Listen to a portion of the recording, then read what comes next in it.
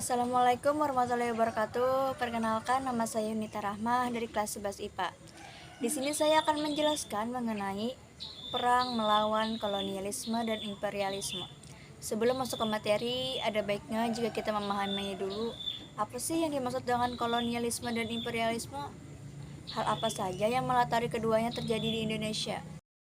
Kolonialisme berasal dari kata kolonus yang memiliki arti menguasai. Kolonialisme merupakan sistem di mana suatu negara menguasai negara lain, tapi tetap berhubungan dengan negara asalnya. Kolonialisme memiliki tujuan mencapai dominasi kekuatan dalam bidang ekonomi, sumber daya alam, sumber daya manusia, dan politik. Sementara imperialisme berasal dari kata imperium dalam bahasa Latin yang berarti kekuasaan tertinggi, kedaulatan, atau sekedar kekuasaan. Imperialisme adalah sistem politik yang berupaya menjajah negara lain untuk mendapat keuntungan besar, dengan tujuan memperluas akses politik dan ekonomi, kekuasaan dan kontrol, dan seringkali dilakukan dengan menggunakan kekuatan militer. Bangsa Eropa datang ke Nusantara pada abad ke-16. Awalnya bertujuan untuk berdagang rempah-rempah. Namun lama-kelamaan tujuan bergeser menjadi penerapan kolonialisme dan imperialisme. Masuknya sistem kolonialisme dan imperialisme telah merugikan tanah air. Banyak rakyat yang tertindas dan menderita karena penjajahan tersebut. Tak hanya itu, kekejaman kolonialisme juga menimbulkan banyak korban jiwa di Indonesia. Oke, langsung saja kita akan masuk ke materi. Pertama-tama di sini kita akan mempelajari mengenai perang melawan hegemoni dan keserakahan kongsi dagang. Berikut adalah berbagai perlawanan yang pernah terjadi di Indonesia. Yang pertama, kita akan membahas mengenai Aceh versus Portugis dan VOC. Setelah Malaka jatuh ke tangan Portugis pada tahun 1511, justru membawa hikmah bagi Aceh. Banyak para pedagang Islam yang mengalihkan kegiatan perdagangannya dari Malaka ke Aceh. Dengan demikian, perdagangan di Aceh semakin ramai. Hal ini telah mendorong Aceh berkembang menjadi bandar dan pusat perdagangan. Kerajaan Aceh muncul sebagai kekuatan baru yang berhasil menguasai daerah perdagangan seperti di pantai timur Sumatera sebelah utara. Bahkan, Aceh kemudian mampu mengendalikan pusat-pusat perdagangan di pantai barat Sumatera seperti di Barus, Tiku, dan Pariaman. Perkembangan Aceh yang begitu pesat ini dipandang oleh Portugis sebagai ancaman. Oleh karena itu, Portugis berupaya untuk menghancurkan Aceh pada tahun 1523. Portugis melancarkan serangan ke Aceh. Berbagai serangan dilancarkan oleh Portugis untuk Aceh, namun gagal. Portugis ingin merampas kedaulatan Aceh, namun tentu rakyat Aceh tidak tinggal diam. Mereka melancarkan berbagai serangan dan perlawanan. Adapun tokoh-tokoh yang terkenal dalam peristiwa ini yaitu 1. Sultan Ali Mughayat Shah pada tahun 1514 sampai 1518. Berhasil membebaskan Aceh dari kekuasaan Portugis. 2. Sultan Alauddin Riyad Shah pada tahun 1537 sampai 1568 menentang Portugis dengan bantuan Johor. 3. Sultan Iskandar Muda pada tahun 1607 sampai 1639 berhasil menyerang Portugis ke Malaka. Nah, hubungan Aceh dan Portugis yang semakin memburuk ini dimanfaatkan oleh para pedagang Belanda. Para pedagang Belanda juga ingin mendapatkan keuntungan dengan berdagang di pantai barat Sumatera, bahkan kalau perlu dapat melakukan monopoli. Oleh karena itu, VOC harus bersaing dengan Portugis dan harus mendapat izin dari Aceh. Padahal Aceh dikenal anti terhadap dominasi dan para pedagang asing. Terkait dengan ini, para pedagang Belanda melalui Pangeran Maurits pernah berkirim surat kepada Raja Aceh Alauddin tertanggal 23 Agustus 1601. Dalam surat dipenuhi dengan kata-kata sanjungan dan puji-pujian kepada Sultan Alauddin dan rakyat Aceh. Dengan surat ini, ternyata Sultan Aceh yang kebetulan sedang bermusuhan dengan Portugis dapat menerima kehadiran para pedagang Belanda. Bahkan, pada tahun 1607, Aceh memberikan izin kepada VOC untuk membuka loji di Tiku di pantai barat Sumatera. Peristiwa Maluku Angkat Senjata. Portugis berhasil memasuki Kepulauan Maluku pada tahun 1521. Mereka memusatkan aktivitasnya di Ternate. Tidak lama berselang, orang-orang Spanyol juga memasuki Kepulauan Maluku dengan memusatkan kedudukannya di Tidore. Terjadilah persaingan antara kedua belah pihak. Persaingan itu semakin tajam setelah Portugis berhasil menjalin persekutuan dengan Ternate dan Spanyol bersahabat dengan Tidore. Semua ini tidak terlepas dari ambisi bangsa-bangsa barat untuk menguasai perdagangan dan menanamkan kekuasaannya di Maluku. Mereka sering memanfaatkan kelemahan kaum pribumi, termasuk memanfaatkan intrik-intrik yang membuat perpecahan di lingkungan istana. Pada tahun 1529 terjadi perang antara Tidore melawan Portugis. Penyebab perang ini karena kapal-kapal Portugis menembaki junjung dari Banda yang akan membeli cengkeh ke Tidore. Tentu saja Tidore tidak dapat menerima tindakan armada Portugis. Rakyat Tidore angkat senjata. Terjadilah perang antara Tidore melawan Portugis. Dalam perang ini, Portugis mendapat dukungan dari Ternate dan Bacan. Akhirnya, Portugis mendapat kemenangan. Dengan kemenangan ini, Portugis menjadi semakin sombong dan sering berlaku kasar terhadap penduduk Maluku. Upaya monopoli terus dilakukan, maka wajar jika sering terjadi letupan-letupan perlawanan rakyat.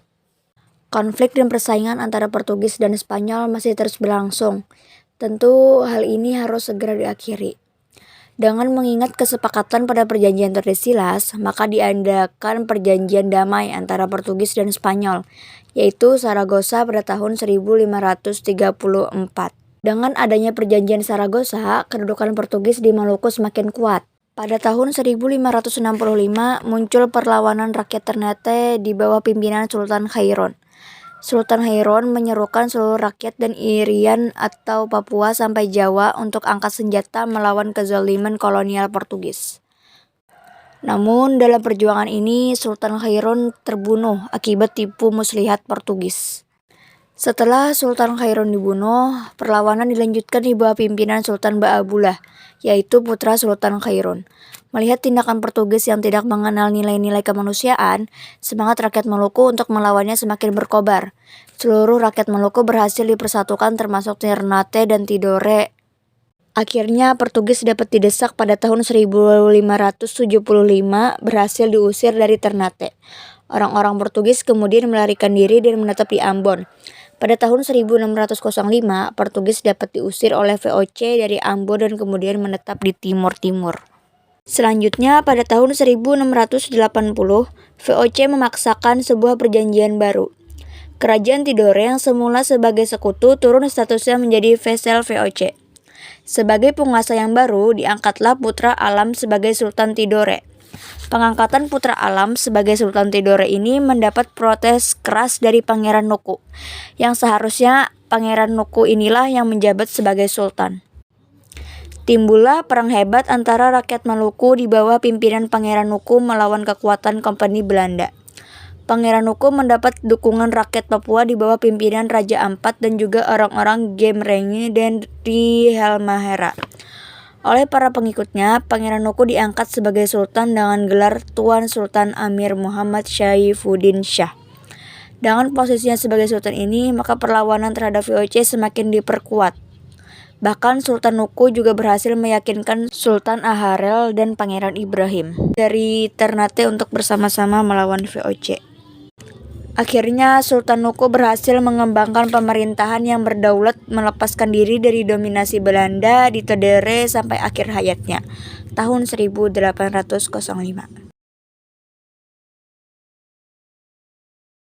Yang ketiga adalah peristiwa Sultan Agung versus J.P. Kon. Sultan Agung adalah raja yang paling terkenal dari Kerajaan Mataram. Pada masa pemerintahan Sultan Agung, Mataram mencapai zaman keemasan. Cita-cita Sultan Agung antara lain adalah mempersatukan seluruh tanah Jawa dan mengusir kekuasaan asing dari bumi Nusantara. Terkait dengan cita-citanya, maka Sultan Agung sangat menentang keberadaan kekuatan VOC di Jawa. Apalagi tindakan VOC yang terus memaksakan kehendak untuk melakukan monopoli perdagangan membuat para pedagang pribumi mengalami kemunduran. Oleh karena itu, Sultan Agung merencanakan serangan ke Batavia. Ada beberapa alasan mengapa Sultan Agung merencanakan serangan ke Batavia, yakni tindakan monopoli yang dilakukan VOC. VOC sering menghalang-halangi kapal-kapal dagang Mataram yang akan berdagang ke Malaka. VOC menolak untuk mengakui kedaulatan Mataram. Keberadaan VOC di Batavia telah memberikan ancaman serius bagi masa depan Pulau Jawa. Pada tahun 1628, Sultan Agung mempersiapkan pasukan Mataram dengan segenap persenjataan dan perbekalannya untuk menyerang VOC di Batavia. Pada waktu itu yang menjadi Gubernur Jenderal VOC adalah J.P. Kon. Pada tanggal 22 Agustus 1628, pasukan Mataram di bawah pimpinan Tumenggung Baureksa menyerang Batavia.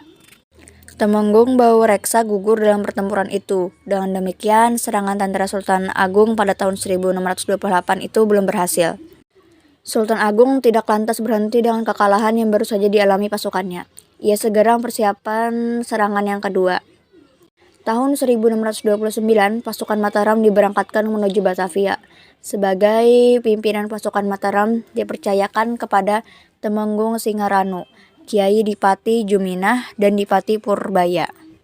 Ternyata serangan Sultan Agung yang kedua ini juga mengalami kegagalan.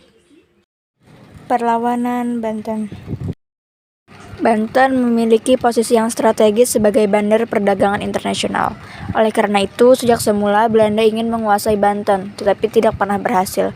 Akhirnya VOC membangun bandar di Batavia pada tahun 1619. Terjadi persaingan antara Banten dan Batavia memperebutkan posisi sebagai bandar perdagangan internasional. Pada tahun 1651, Pangeran Surya naik tahta di Kesultanan Banten. Pangeran Surya bergelar Sultan Abu al-Fath Abdul Fattah. Sultan Abu al-Fath Abdul Fattah ini lebih dikenal dengan nama Sultan Ageng Tirtayasa. Ia berusaha memulihkan posisi Banten sebagai bandar perdagangan internasional sekaligus menandingi perkembangan VOC di Batavia. Beberapa kebijakannya misalnya mengundang para pedagang Eropa lain seperti Inggris, Prancis, Denmark, dan Portugis. Sultan Agung Tirtayasa juga mengembangkan hubungan dagang dengan negara-negara Asia seperti Persia, Benggala, Siam, Tonkin, dan Cina. Perkembangan di Banten ternyata sangat tidak disenangi oleh VOC. Oleh karena itu, untuk melemahkan peran Banten sebagai bandar perdagangan, VOC sering melakukan blokade. Sebagai balasan, Sultan Agung mengirim beberapa pasukannya untuk mengganggu kapal-kapal dagang VOC dan menimbulkan gangguan di Batavia. Dalam rangka memberi tekanan dan memperlemah kedudukan VOC, rakyat Banten juga melakukan perusakan terhadap beberapa kebun tanaman tebu milik VOC. Akibatnya, hubungan antara Banten dan Batavia semakin memburuk. Menghadapi serangan pasukan Banten, VOC terus memperkuat kota Batavia dengan mendirikan benteng-benteng pertahanan seperti benteng Norwich. Sementara itu, untuk kepentingan pertahanan, Sultan Ageng memerintahkan untuk membangun saluran irigasi yang membentang dari Sungai Untung Jawa sampai Pontang. Selain berfungsi untuk meningkatkan produksi pertanian, saluran irigasi dimaksudkan juga untuk memudahkan transportasi perang. Pada masa pemerintahan Sultan Ageng ini memang banyak dibangun saluran air atau irigasi. Oleh karena jasa-jasanya ini, maka Sultan digelari Sultan Ageng Tirtayasa. Tirta artinya air. Peristiwa Perlawanan Goa. Kerajaan Goa merupakan salah satu kerajaan yang sangat terkenal di Nusantara. Pusat pemerintahannya berada di Sumba Opu yang sekaligus menjadi pelabuhan kerajaan Goa. Masyarakat Goa senantiasa berpegang pada prinsip hidup sesuai dengan kata-kata, "Tanahku terbuka bagi semua bangsa. Tuhan menciptakan tanah dan laut. Tanah dibagikannya untuk semua manusia dan laut adalah milik bersama." Dengan prinsip keterbukaan dan kebersamaan itu, maka Goa cepat berkembang. Dengan melihat peran dan posisi Makassar atau kerajaan Goa yang strategis, VOC berusaha keras untuk dapat mengendalikan Goa. VOC ingin menguasai pelabuhan Sumba Opu serta menerapkan monopoli perdagangan. Pada tahun 1634, VOC melakukan blokade terhadap pelabuhan Sumba Opu. Tetapi gagal karena perahu Makassar yang berukuran kecil lebih lincah dan mudah bergerak di antara pulau-pulau yang ada. Raja Goa, Sultan Hasanuddin ingin segera menghentikan tindakan VOC yang anarkis dan provokatif itu. Sultan Hasanuddin menentang ambisi VOC yang ingin memaksakan monopoli di Goa. Seluruh kekuatan dipersiapkan untuk menghadapi VOC. Benteng pertahanan mulai dipersiapkan di sepanjang pantai. Sementara itu, VOC juga mempersiapkan diri untuk menundukkan Goa. Politik Divide et Impera mulai dilancarkan. Misalnya, VOC menjalin hubungan dengan seorang pangeran Bugis dari Bone yang bernama Arupalaka. Setelah mendapat dukungan Arupalaka, pimpinan VOC Gubernur Jenderal Met Suiker memutuskan untuk menyerang Goa. Dikirimlah pasukan ekspedisi yang berkekuatan 21 kapal dengan mengangkut 600 orang tentara. Tanggal 7 Juli 1667 meletus Perang Gowa. Tentara VOC dipimpin oleh Cornelis Janson Spelman diperkuat oleh pengikut Arupalaka dan ditambah orang-orang Ambon di bawah pimpinan John Kerr van Manipa. Kekuatan VOC ini menyerang pasukan Gowa dari berbagai penjuru. Benteng pertahanan tentara Gowa di Barombang dapat diduduki oleh pasukan Arupalaka. Hal ini menandai kemenangan pihak VOC atas kerajaan Gowa. Hasanuddin kemudian dipaksa untuk menandatangani perjanjian Bongaya pada tanggal 18 November 1667. Pada tahun 1668, Sultan Hasanuddin mencoba menggerakkan kekuatan rakyat untuk kembali melawan kesewenang-wenangan VOC itu. Namun perlawanan ini segera dapat dipadamkan oleh VOC. Bahkan benteng pertahanan rakyat Gowa jatuh dan dikuasai oleh VOC. Benteng itu kemudian oleh Spelman diberi nama Benteng Rotterdam. Dengan sangat terpaksa, Sultan Hasanuddin harus melaksanakan isi perjanjian Bongaya. Rakyat Riau angkat senjata.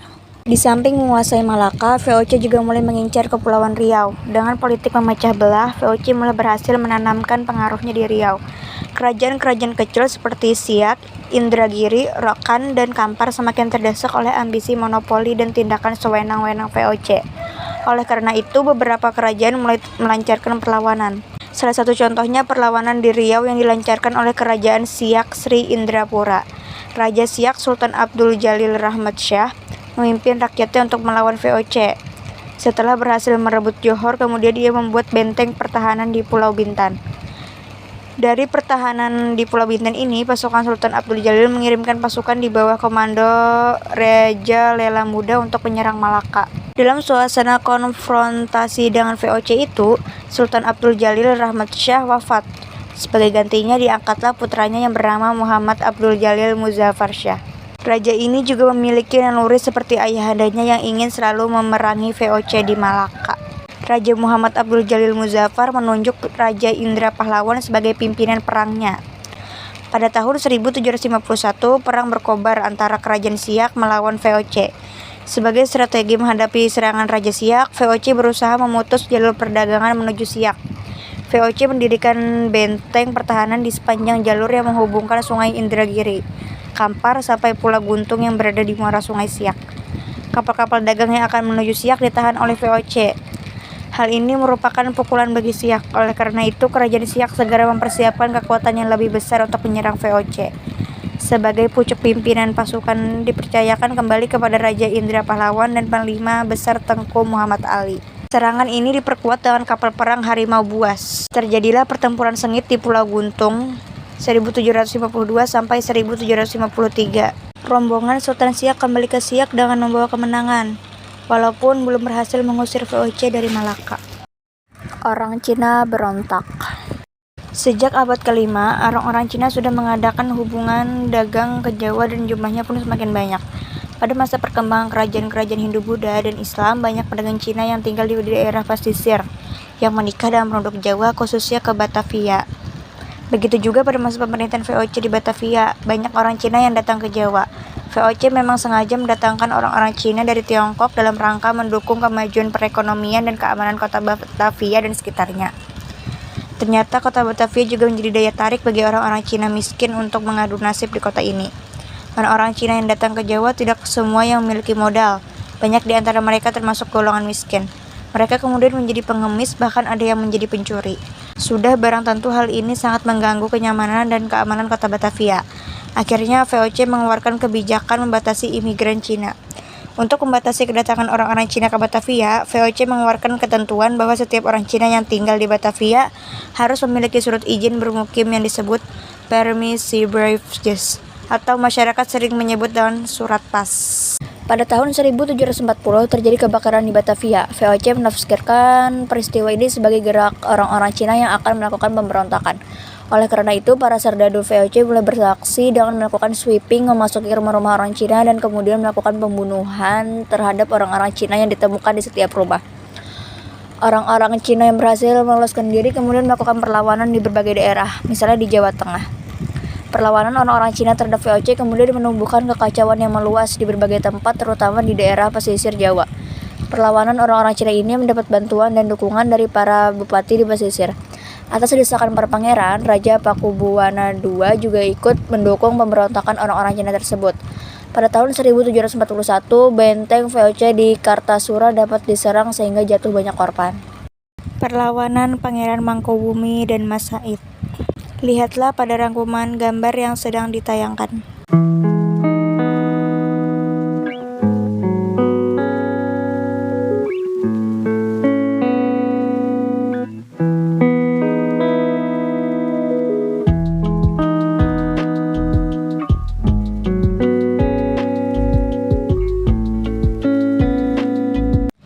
Materi kedua yang akan kita pelajari adalah perang melawan penjajahan kolonial Belanda. Berikut adalah berbagai perlawanan dan perang yang terjadi di berbagai daerah dalam melawan penjajahan pemerintah kolonial Belanda. Perang Tondano. Perang Tondano adalah perang yang berlangsung antara suku Minahasa dengan pemerintah kolonial Belanda pada tahun 1808 sampai 1809 yang terjadi di wilayah Danau Tondano Semenanjung Sulawesi Utara. Meski hanya berlangsung 1 tahun, perang yang terjadi di daerah dengan julukan Tanah Nyiur Melambai ini terbagi menjadi 2 tahap, yaitu Perang Tondano I dan Perang Tondano II. Perang Pattimura. Latar belakang timbulnya perlawanan Pattimura.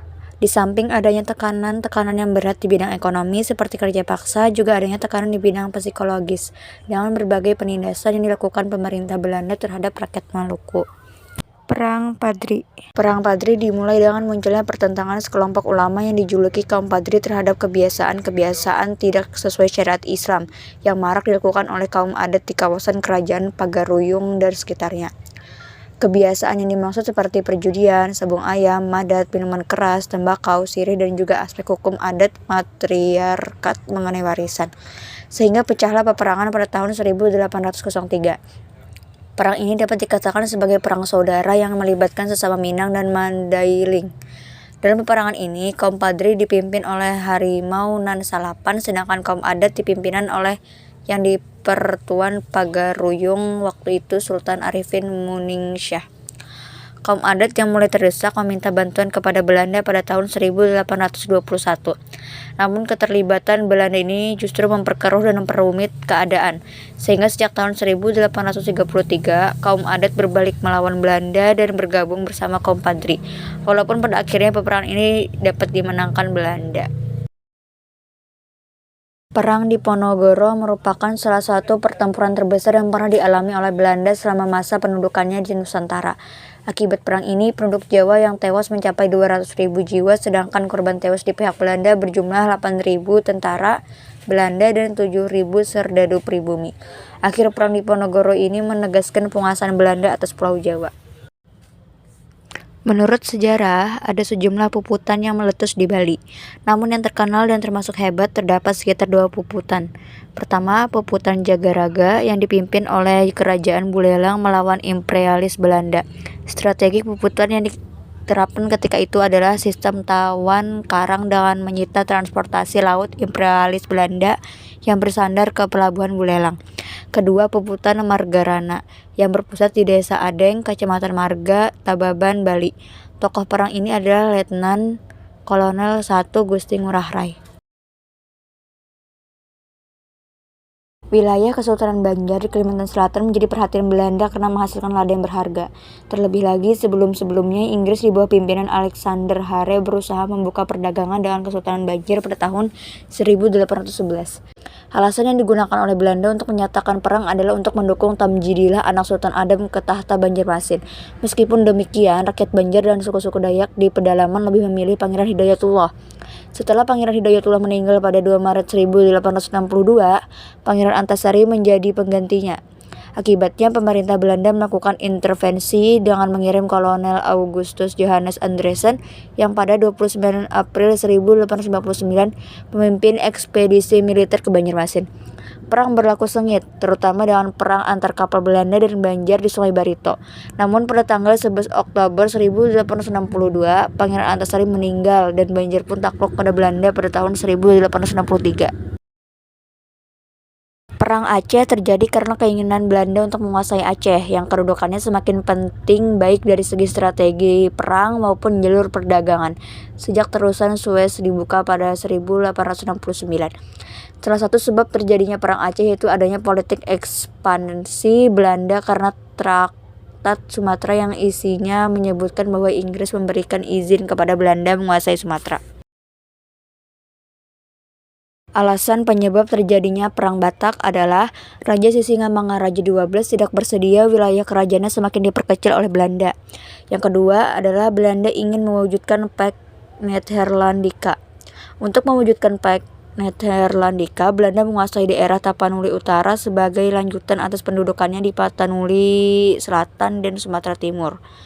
Belanda menempatkan pasukannya di Taruntung dengan alasan untuk melindungi para penyebar agama Kristen yang bergabung dalam Reichshending. Tokoh penyebarnya bernama Nommensen, orang Jerman. Sekian dari saya, terima kasih sudah menonton. Wassalamualaikum warahmatullahi wabarakatuh.